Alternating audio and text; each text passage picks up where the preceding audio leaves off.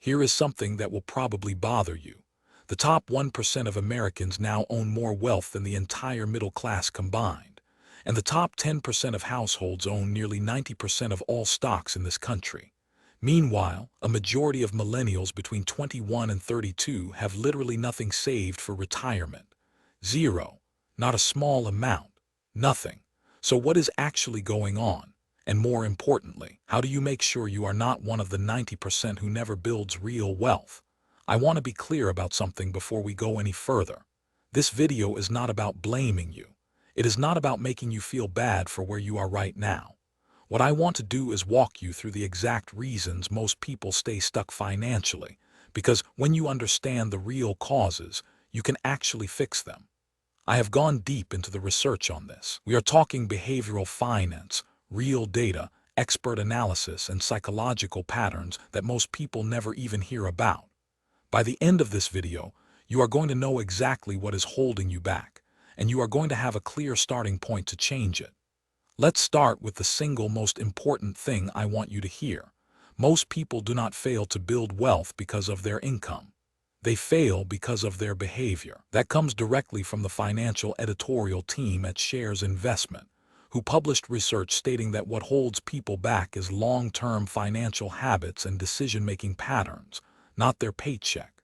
That sentence should stop you in your tracks, because most of us spend years waiting for a raise, a better job, or some financial windfall before we start taking our money seriously. But the data says that is not the issue. Think about it this way. You probably know someone who earns a great salary and still lives paycheck to paycheck. And you might know someone else who earns a modest income and is quietly building real savings. The difference is almost never the income number. It is what they do with it consistently over time. So what are the behaviors that actually destroy wealth? Let me give you the big ones. The first one is what behavioral economists call present bias. This is your brain's tendency to prefer a small reward right now over a much larger reward later. It is hardwired into us. Jago Investor published a detailed breakdown of this trap in May 2025, and it perfectly explains why so many smart people with decent incomes still end up with nothing saved. You tell yourself you will start investing next month. Next month becomes next year. Next year becomes a decade of lost compounding. Present bias is not laziness. It is a psychological trap, and it is incredibly powerful. The practical fix for present bias is to remove the decision entirely. You do not want to rely on willpower every month to invest your money. Automate it. Set up an automatic transfer to your investment account on the same day your paycheck hits. If the money moves before you even see it, your brain does not experience the loss. This one habit alone has been called one of the most effective beginner strategies for wealth building by multiple financial experts, including the team at Rich Dad.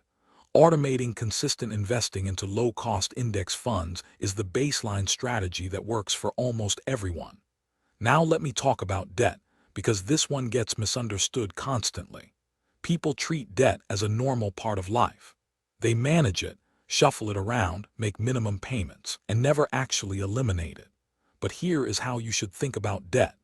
Every dollar you pay in interest is a dollar that is not compounding and growing for your future.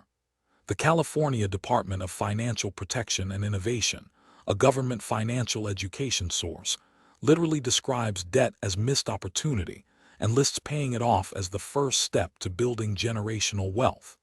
Now, I am not saying debt is always evil. A mortgage on an appreciating property, a student loan that genuinely increased your earning power, these can make sense. But consumer debt, credit card balances, high-interest personal loans, these are wealth killers. If you are carrying a credit card balance at 20% or 25% interest, paying that off is the equivalent of getting a guaranteed 20% return on your money. There is no investment that reliably beats that.